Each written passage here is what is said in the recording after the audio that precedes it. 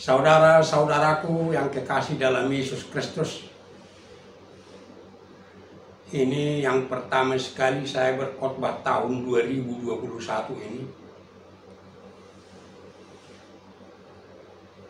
Selamat bersua saudara-saudaraku, walaupun kita tidak bisa bertemu.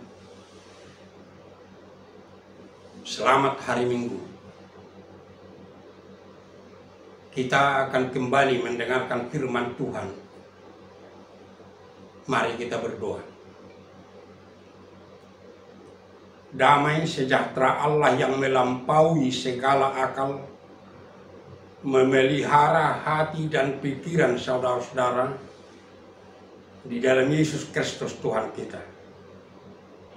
Amin. Firman Tuhan bagi kita dalam kebaktian kita hari ini diambil dari kitab Mazmur 29 ayat 1 sampai dengan ayat 11. Begini bunyinya. Mazmur Daud. Kepada Tuhan, hai penghuni sorgawi, kepada Tuhan sajalah kemuliaan dan kekuatan. Berilah kepada Tuhan kemuliaan namanya. Sujudlah kepada Tuhan dengan berhiaskan kekudusan. Suara Tuhan di atas air. Allah yang mulia mengguntur. Tuhan di atas air yang besar. Suara Tuhan penuh kekuatan. Suara Tuhan penuh semarak. Suara Tuhan mematahkan pohon aras.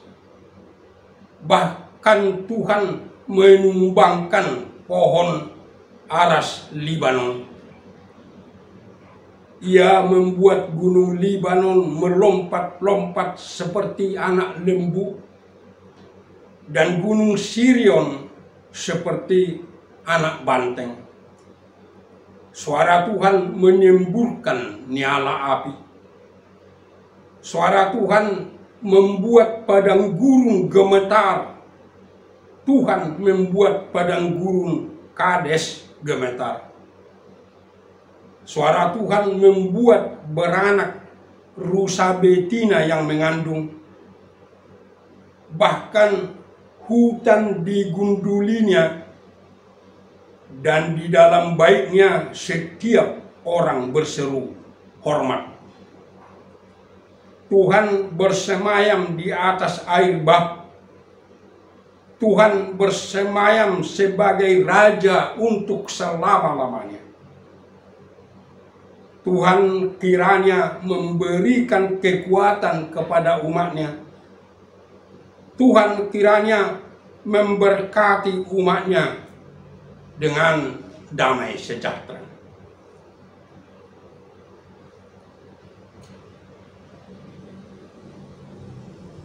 Apakah saudara pernah memuji Tuhan? Pasti pernah. Dan bahkan sering. Tetapi kita biasanya memuji Tuhan itu apabila ada hal-hal yang menguntungkan dalam hidup kita. Pekerjaan kita berhasil, kita memuji Tuhan dan memuliakan Tuhan. Sekolah kita berhasil, menjadi sarjana, dan memperoleh pekerjaan, kita memuliakan Tuhan. Kita selamat dari kecelakaan, kita memuji Tuhan. Atau hal-hal lain yang seperti itu. Namun, yang diserukan firman ini kepada kita, supaya dalam seluruh kehidupan kita supaya setiap saat, bukan hanya saat kita beruntung, bukan hanya saat kita berhasil, bukan hanya saat kita bergembira, bahkan saat bergumul pun, saat menghadapi kesulitan, saat kita menderita. Firman ini menyerukan, muliakan Tuhan dengan berhiaskan kekudusan. Saudara-saudaraku, kalaupun di dalam firman ini dikatakan, berikan kemuliaan bagi Tuhan, dan hanya pada Tuhan saja. Beri kekuatan kepada Tuhan. Perlu kita ketahui, bukan karena manusia memberi kemuliaan bagi Tuhan, bukan karena manusia memberi kekuatan kepada Tuhan, maka dia menjadi maha mulia, menjadi maha kuasa, menjadi maha agung. Bukan, saudara-saudara. Tanpa kita memuliakan Tuhan, tanpa kita memberi kekuatan kepada Tuhan, Tuhan kita itu adalah Tuhan yang maha mulia, yang maha kuasa. Dan sebenarnya Tuhan tidak membutuhkan itu untuk dirinya dari kita manusia.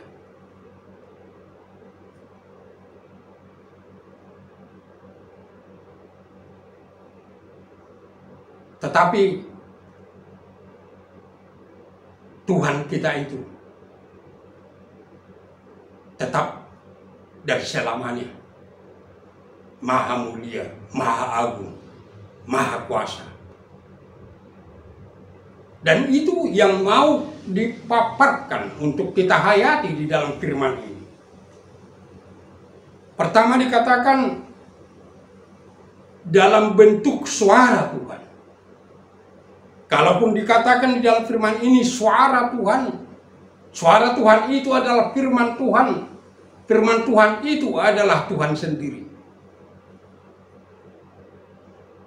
Pertama dikatakan suara Tuhan di atas air. Harus kita mengerti ungkapan ini dengan apa yang dikisahkan di dalam kisah penciptaan. Kalau kita berbicara dengan kisah penciptaan, harus kita ketahui, saudara-saudaraku, kemahakasihan Tuhan itu salah satu. Karena Tuhan itu selalu berbicara kepada manusia dalam bahasa yang dimengerti manusia. Baik dari segi pengertian etimologi, baik dari segi kemampuan otak untuk mencerna apa yang dikatakan Tuhan itu. Begitu sederhana kisah penciptaan itu dinubuatkan oleh Tuhan. Karena itulah yang bisa dimengerti masyarakat pada waktu itu. Tuhan bukan mau mengajarkan bagaimana struktur semesta alam yang Dia ciptakan. Dengan bahasa yang sederhana itu Tuhan hanya mau menyatakan, sayalah yang mencipta segala sesuatu. Dan demikian juga dalam kisah penciptaan itu dikatakan Tuhan menciptakan cakrawala untuk memisahkan air yang di atas dan air yang di bawah. Karena dalam pemahaman masyarakat waktu itu bahwa bumi itu, semesta alam itu masih dalam bentuk air. Sehingga Tuhan melakukan perbuatan-perbuatan besar supaya terjadi semesta alam yang seperti kita kenal sekarang ini. Oleh sebab itu kalau dikatakan suara Tuhan di atas air, Bahkan dikatakan di atas air bah. Itu untuk menyatakan bahwa Tuhan kita itu di atas seluruh ciptaannya. Dan Tuhan itu bukan bahagian dari ciptaannya.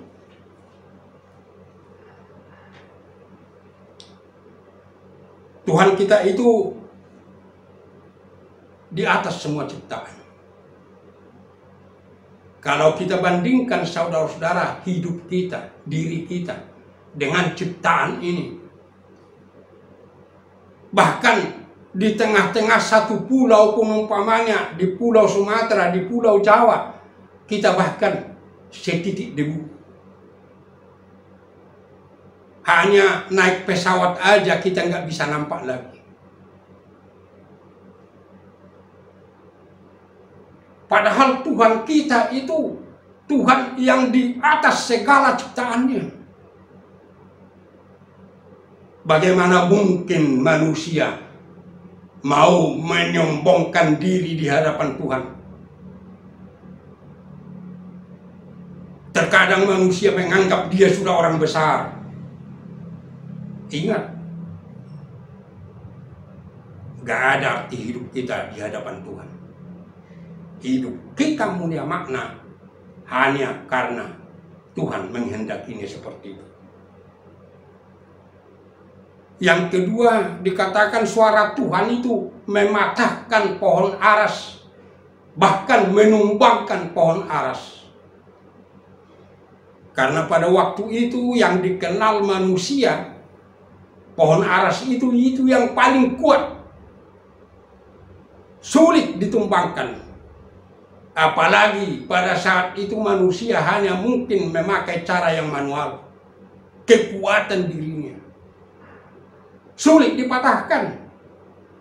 Bahkan dengan gergaji yang seperti kita kenal sekarang ini juga sulit dipatahkan. Karena begitu keras dia, begitu kuat. Tapi firman ini mengatakan suara Tuhan. Tuhan itu hanya bersuara, perpatahan itu semua. Bahkan Tuhan menumbangkannya. Oleh sebab itu jangan sombong kalau saudara berkuasa. Itu hanya karena masih dikehendaki Allah. Kita lihat di dalam dunia ini ada yang diktator, yang otoriter, dan merasa dia berkuasa. Tapi saat Tuhan sudah mengatakan sudah waktunya, semua berpatahan. Baik di tengah-tengah negara kita ini, di negara-negara lain. Kalau kita lihat Uni Soviet, tidak ada pernah orang memikirkan bahwa itu akan bisa berantakan, berpatahan. Tetapi kalau Tuhan sudah mengatakan, tidak ada yang bisa menahan.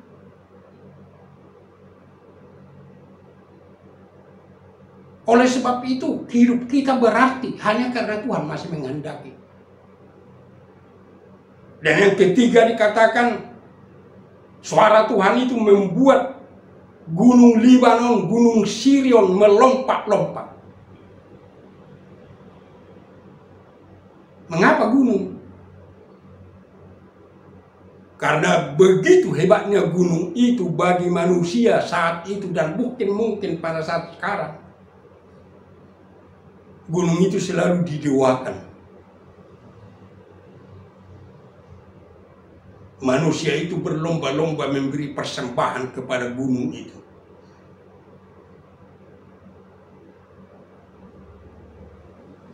Tetapi firman Tuhan mengatakan, suara Tuhan aja bisa membuat gunung itu melompat-lompat. Gunung itu sering menjadi simbol kekuatan. Tertantap kuat berdiri. yang tidak bisa digoyang oleh angin puyuh atau badai yang bagaimanapun. Tetapi suara Tuhan bisa membuatnya melompat-lompat. Apalagi Tuhan Yesus berkata dalam Perjanjian Baru, jangankan membuat melompat-lompat. Kalau kamu benar mempunyai iman, gunung itu bisa kau pindahkan ke laut. Artinya, dibandingkan dengan Tuhan dan kuasa Tuhan, gak ada artinya gunung itu yang sering didewakan oleh manusia.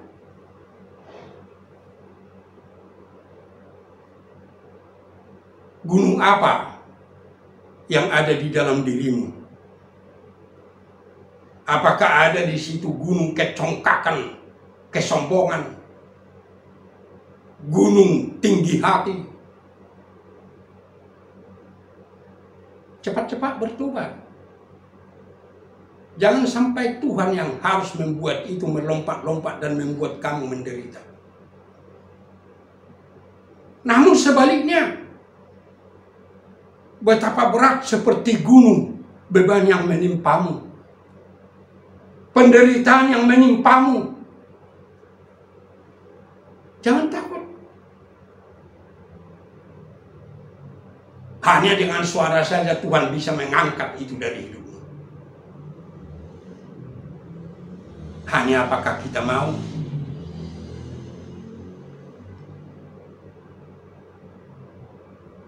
Kemudian dikatakan suara Tuhan itu menyemburkan nyala api. Karena pemahaman orang pada waktu itu, dewa-dewa mereka bisa melakukan itu. Seperti dewa naga bisa menyemburkan api untuk menghancurkan semua yang di depannya. Tetapi Tuhan mau mengatakan, gak ada arti dewa-dewa itu. Kebanyakan itu dewa-dewa yang disembah manusia itu adalah benda mati. Tidak ada artinya naga itu.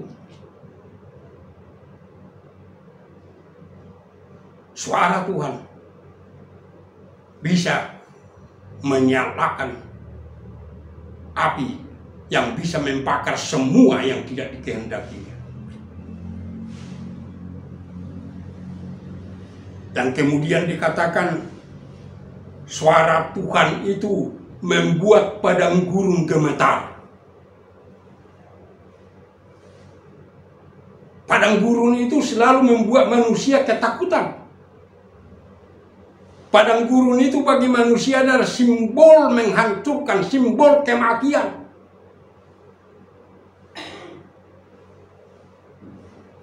Tetapi bagi Tuhan gak ada artinya. Padang gurun itu yang merupakan simbol yang menghancurkan dan mematikan, gemetar terhadap Tuhan. Itulah yang dilakukan Tuhan pada saat Tuhan menuntun umatnya keluar dari perhambaan Mesir menuju negeri Kanaan. Padang gurun itu mau mematikan dengan tidak adanya air dan makanan. Tuhan memberi. Bahkan gurun itu sendiri yang dipaksa Tuhan mengeluarkan air. Tidak ada makanan, Tuhan memberi. Padang gurun itu pada siang hari panas menghanguskan. Tuhan datang seperti tiang awan untuk melindungi mereka supaya bagaimanapun panasnya padang gurun itu, bangsanya tetap segar melanjutkan perjalanannya.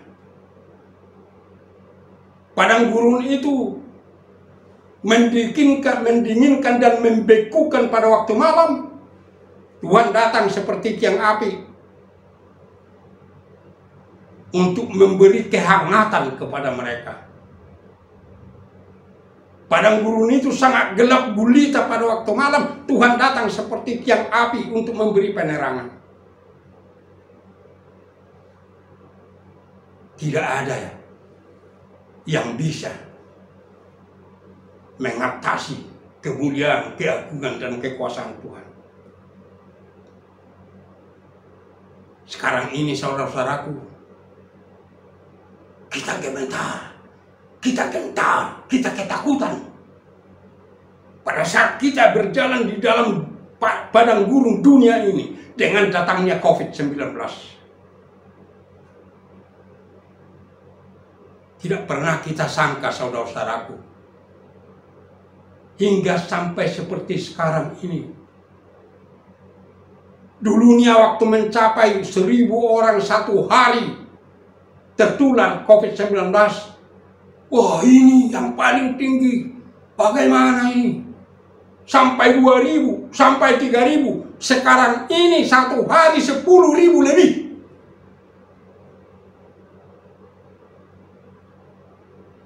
Tidak ada yang bisa kita lakukan. Pemerintah, presiden kita sudah melakukan apa yang bisa dilakukan. Dan saya pikir itu semua tindakan-tindakan dan keputusan itu sudah sangat baik. Tetapi Tuhan menunjukkan tidak bisa menghentikan. Bahkan hanya untuk membuat melandai penularannya. Bahkan sekarang semakin membubung, kita nggak mengerti. Tuhan memesankan, gak bisa kamu membebaskan diri siapapun. Hanya Tuhan. Tuhan yang bisa membuat COVID-19 itu gemetar dan akhirnya hilang.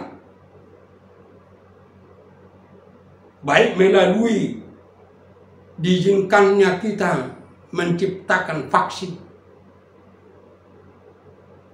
Tapi Tuhan itu yang berkuasa. Supaya kita mau menyerahkan diri kepada Tuhan di dalam Yesus Kristus. Terutama kita orang percaya ini. Jangan sampai lupa untuk senantiasa berdoa, senantiasa berserah diri kepada Tuhan. Dan kalau ada kita yang sudah kena COVID, terus berdoa, berserah diri kepada Tuhan. Karena hanya Dia yang bisa menyembuhkan. Tuhan kita yang memperkenalkan diri sebagai Yahweh itu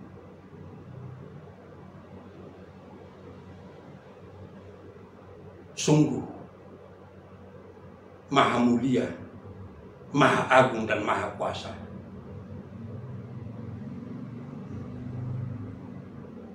Tanpa ada tindakan dari kita untuk memuliakan Dia, mengagungkan Dia, memberi kekuatan kepada Dia. Namun Tuhan kita yang seperti itu meminta khususnya supaya semua orang percaya, memuliakan Dia, memberi kekuatan kepada Dia. Karena kita tahu bahwa Tuhan kita yang maha agung, maha mulia, maha kuasa, dan lain-lain kemahaan lagi adalah Allah yang maha kasih.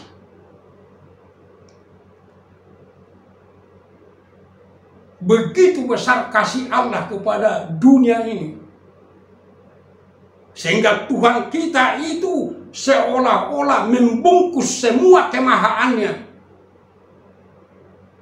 dengan kemahakasihannya. Bahkan Tuhan kita itu membuat semua kemahaannya menjadi saluran dari kasih-Nya. Tuhan kita itu maha tahu.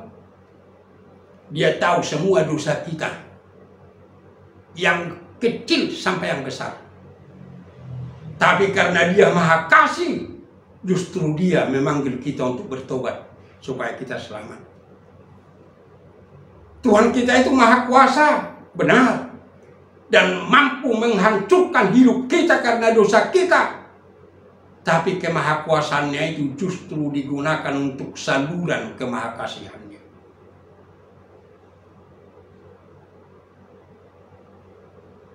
Dan itu jelas kita lihat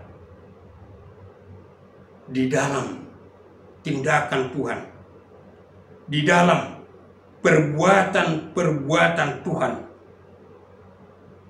kepada kita manusia ini.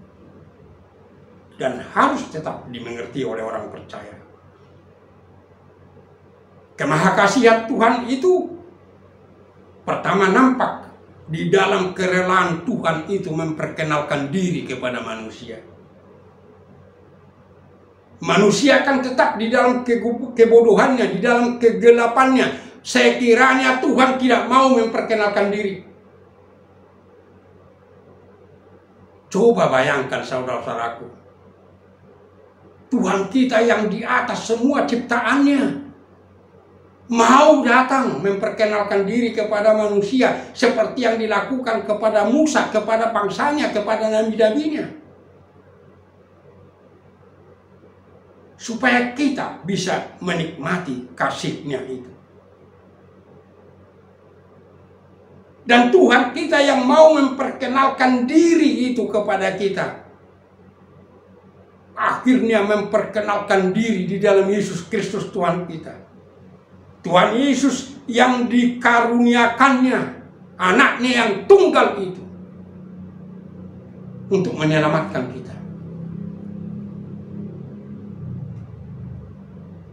Betapa besar kasih Tuhan itu, yang mengatasi seluruh kemahaannya. Dan Tuhan kita Yesus Kristus anaknya yang tunggal itu mau datang menjadi manusia, lahir sebagai bayi, menderita, mati untuk kita. Kasih Tuhan yang sangat besar.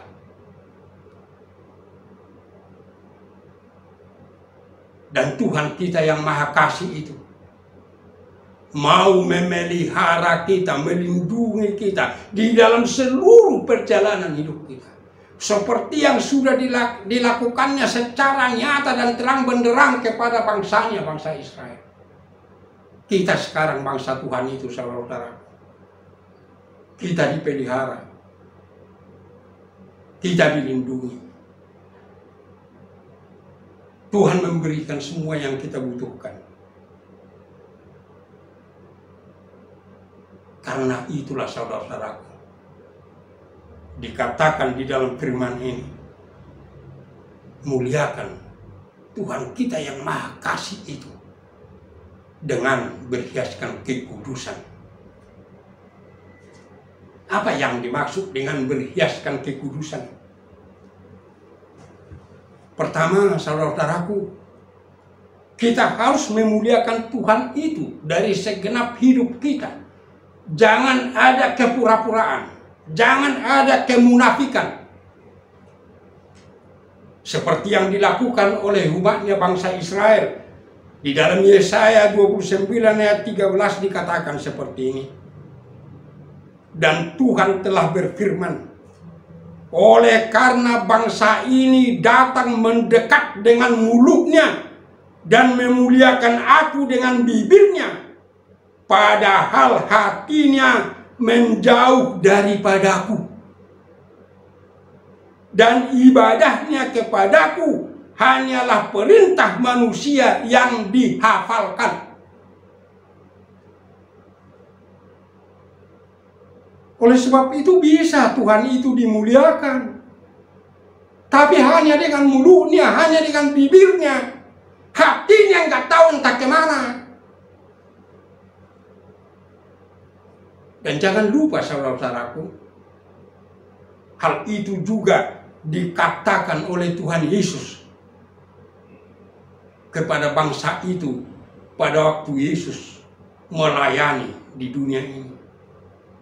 Di dalam Matius 15 ayat 7 sampai 8 dikatakan, hai orang-orang munafik, benarlah nubuat Yesaya tentang kamu. Bangsa ini memuliakan aku dengan bibirnya, padahal hatinya jauh daripadaku.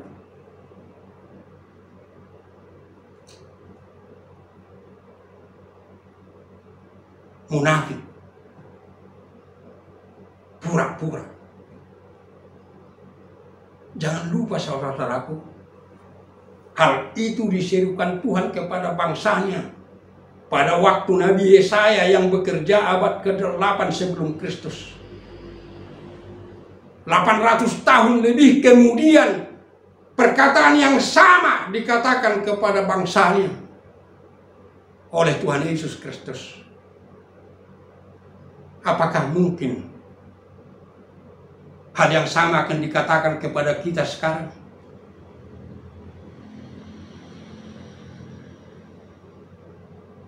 Ibadah yang pura-pura, ibadah yang munafik, yang bukan mempersembahkan hidupnya dengan seluruh hatinya kepada Tuhan. Itu bukan memuliakan Tuhan dengan berhiaskan kekudusan, tetapi itu memuliakan Tuhan dengan membungkus dengan kemunafikan dan kepura-puraan. Tuhan tidak membutuhkan itu.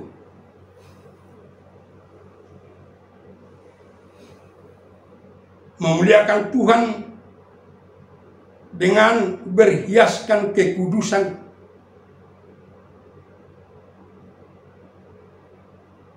yang apa yang dikatakan di dalam firman ini, beri kekuatan kepada Tuhan.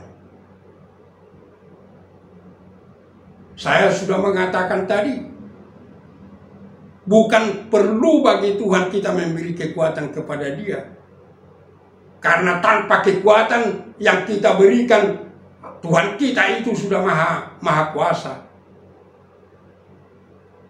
Tetapi yang dimaksudkan beri kekuatan kepada Tuhan, apabila kita membutuhkan kekuatan yang besar, yang tidak ada lagi artinya kekuatan kita.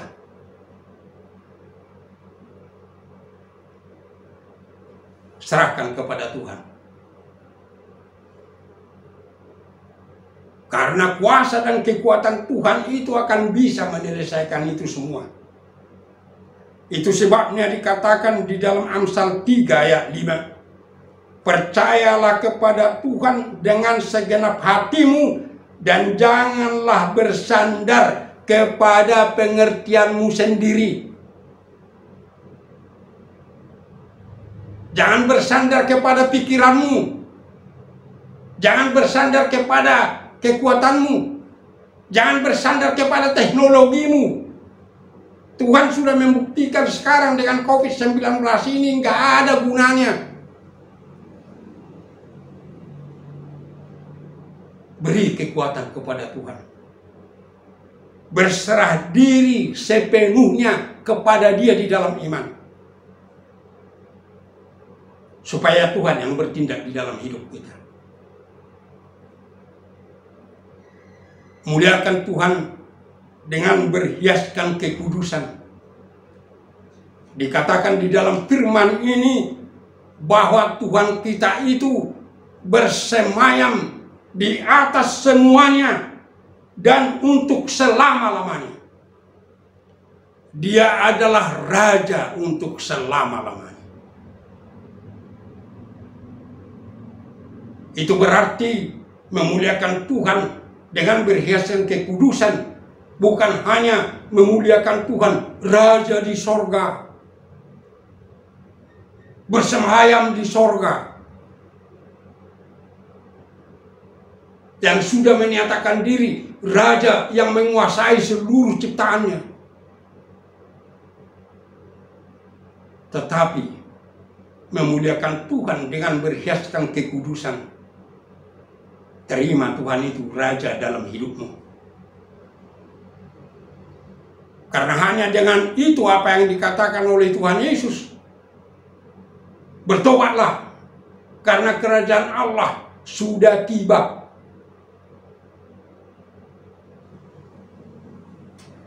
Jadikan Dia Raja dalam hidupmu. supaya kamu benar-benar menjadi warga kerajaan Allah. Jangan biarkan Tuhan kita itu bersemayam di sorga, bersemayam di atas semua. Tapi Dia mau dan Dia menghendaki supaya bersemayam di dalam hidupmu. Supaya Tuhan itu bersemayam di dalam hatimu, di dalam pikiranmu, di dalam perasaanmu. Sehingga kita benar-benar menikmati kemahakasihan Tuhan itu. Menjadi saluran semua kemahaannya. Dan hidup kita benar-benar menjadi kemuliaan bagi Tuhan kita, berhiaskan kekudusan. Amin. Kita berdoa. Bapa kami yang di sorga, Bapa kami di dalam Yesus Kristus Tuhan kami, terima kasih Bapa atas firman-Mu, supaya kami benar-benar atas tuntunan Roh Kudus-Mu memahami dan menghayati kemahakasihan-Mu yang menjadi saluran dari semua kemahaan-Mu di dalam hidup kami. Supaya kami benar-benar menerima Engkau Bapa di dalam Yesus Kristus menjadi Raja dalam hidup kami. Bersemayam di dalam hidup kami, di dalam hati kami, di dalam pikiran kami, di dalam perasaan kami. Supaya kami menjadi kemuliaan bagi-Mu, berhiaskan kekudusan. Supaya kami jangan mau lagi mengandalkan kekuatan kami, tapi senantiasa berserah diri kepada-Mu Tuhan. Supaya kekuatan-Mu yang menjadi nyata dalam hidup kami. Ajar semua manusia di dunia ini, khususnya orang-orang percaya. Ajar semua manusia di tengah-tengah bangsa dan negara kami ini, supaya mau datang kepada-Mu, percaya kepada-Mu di dalam Yesus Kristus Tuhan kami. Supaya karena pengasihan-Mu Tuhan, Engkau membebaskan negara kami ini, bangsa kami ini dari pandemi COVID-19 ini. Dan pulihkan Tuhan. Dan supaya semua orang percaya menjadi kumpulan orang-orang yang benar-benar senantiasa memuliakan Engkau dalam kekudusan. Karena benar-benar sudah menerima Engkau berkuasa, bersemayam di dalam hidupnya. Menerima Engkau berkuasa dan bersemayam di tengah-tengah gereja-Mu. Supaya gereja-Mu juga Engkau ampuni Tuhan. Dan bisa kembali beribadah di rumah-Mu. Tuhan, kalau ada di antara kami, khususnya orang-orang percaya kepada-Mu, yang didera oleh COVID-19, ajar senantiasa berseru kepada-Mu di dalam iman, berserah diri kepada-Mu, dan sembuhkan mereka semua Tuhan. Supaya kami semua di dalam keadaan sehat, tidak terganggu oleh COVID-19, dan benar-benar juga sehat secara rohani.